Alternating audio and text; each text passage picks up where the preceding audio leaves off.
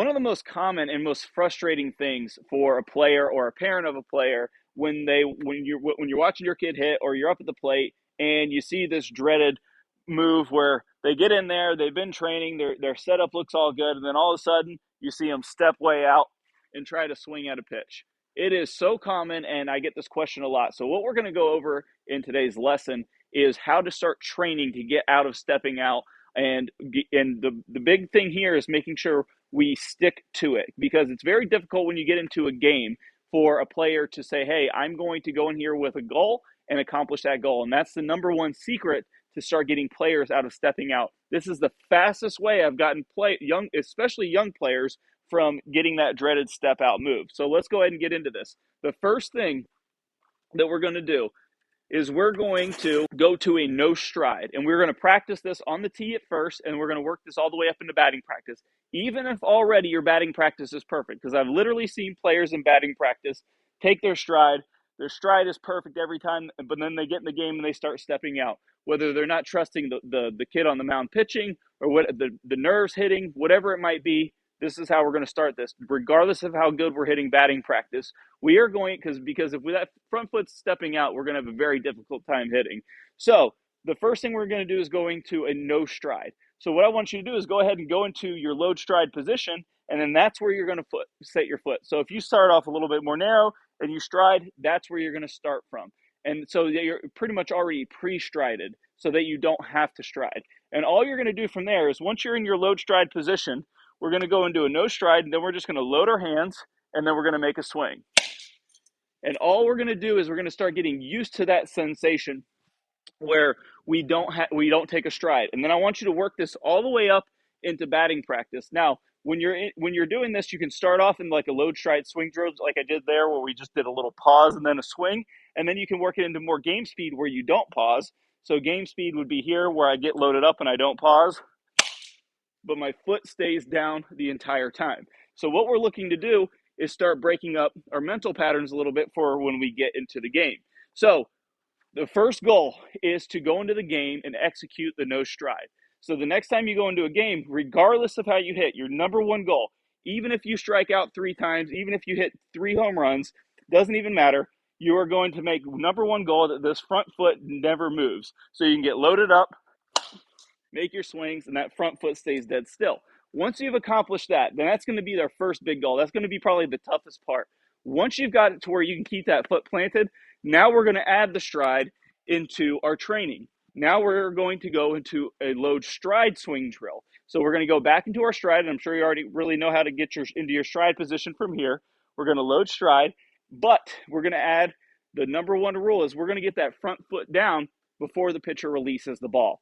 This is going to allow us to have time to make sure our foot gets in a good position. So we can't essentially do this too early, especially when we're working on this specific issue. So when you're in the game and the pitcher's getting wound up, you can go ahead and stride as he's starting to make his throw. So what we're going to do is, ideally, we'd like to make sure that the stride is down before the ball's released. So it's always a good idea when the pitcher gets going, once he starts going to the plate, go ahead and make a soft, easy load stride and make sure that that foot is down. So your second goal for the game is to make sure that front foot stays down. And we're going to do that by making sure that front foot gets down very nice and early. So if we can imagine we have a pitcher up there, I'm going to get my stride foot down very, very slow and early. I should have a very relaxed load stride position. I'm going to make sure my foot's down before that pitcher throws the ball. And then I'm going to use my training from before, where I keep that front foot down and then make swings from there. All right, now, then your second goal is that you do make a stride, but you do so before the ball is released, and of course, we want to make sure that front foot stays down. Now, this is quite a bit different than normal mechanical training, for the mere fact that this is something that a lot of players won't do in practice, but they will do in the game. So what we have to do is we have to make sure that we set very reasonable goals, and that first goal, no stride. Second goal, stride before the ball's released. And then once you start getting a good feel for that and you start getting some more reps, maybe like 4, 5, 6 bats in a row where you don't step out at all, then you can go back into your own timing. If you really like the foot getting down before the ball is released, which I have a lot of players do with a lot of success, then stick with it. If you want to get into a little bit later stride, that's completely fine.